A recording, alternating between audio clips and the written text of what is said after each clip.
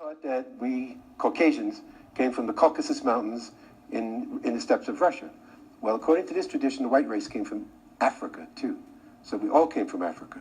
So this ancient civilization, which was known as the Sesh, S-E-S-H, the word for the people, it was 42 tribes. And if I had time to show you all this continues all through Egyptian iconography. You see 42 assessors of Osiris. There were 42 steps that led to every temple. There's 42 this, 42 that. That number comes up and up again. So does the number 5. So 5 purs. And pur again meant house. So the first one is ki. Per-ah, which means the high house. And here's a teaching to blow everything away you've ever learned about Egypt. The word pharaoh. Pharaoh. Every day you can go on, see Zahiwas or somebody on National Geographic talking about the pharaohs, the land of the pharaohs, the pharaoh Ramses, the pharaohs Thutmose. Everybody using the word wrong, including myself for many years, using the word wrong. Per-ah is where the word pharaoh comes from. In Hebrew it's per-o. Because the Greeks and the Jews later, patriarchal society, looked at the society of ancient Egypt and they saw kings and sons. So they said, oh, per-ah must be the king's house. Well, it's not. The high house is the woman's house. You're talking about a civilization that was a matriarchy, where descent was matrilineal. Descent went from mother to daughter. So I say to you unequivocally, there never was a male pharaoh. Ever. Ever. The woman was the per-ah, who she chose to be her consort, could have the right to be king. But it was her house. The men in Egypt were only residents in their consort's house. Think about that, folks. Think about that, men.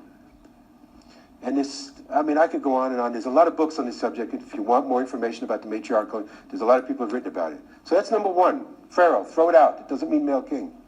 Second,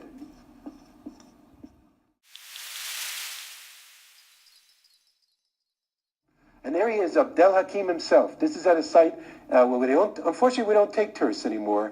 As tours, they compress to where the sites are going to take you. We used to go there. This is at Memphis, which was the capital of dynastic Egypt. He's pointing to Het Kapata, right here, where the word Egyptos, Egypt, comes from. And it only represented this one area, this one site, Memphis, Menefer in the ancient language. Next. Now, Per-ah, where does Per-ah come from? And this is at the temple of Hathor Dendara, which was discussed earlier. David showed the wonderful slides of the crypts at Dendara. Well, this is on the roof. Now, this is called a cartouche. You hear Egyptologists always talk about cartouche, French word. It means bag of holding or grocery bag. Well, actually, it's a knot of papyrus where Egyptologists will tell you that a king's name was inscribed. And that's another one that needs to be flushed down the toilet. Because these people would never have put their common names up on the walls for anybody to see. These were titles. Again, 5, where are we going? Back to back, back. 5, again, 5. Each king of Egypt had 5 titles, 5 different titles. So what's in here is usually a family name, and it's usually the woman's name. And here it is, Per-ah. And it's at the goddess's temple, the female netter, and there she is. This is the glyph of Hathor, the house of Horus, or Hiru, which was not a sun god. Hiru meant the boy that becomes a man when he becomes enlightened by the woman. And that's a whole other story. But there she is, the original Per-ah, Hathor, and it's meant the female's high house.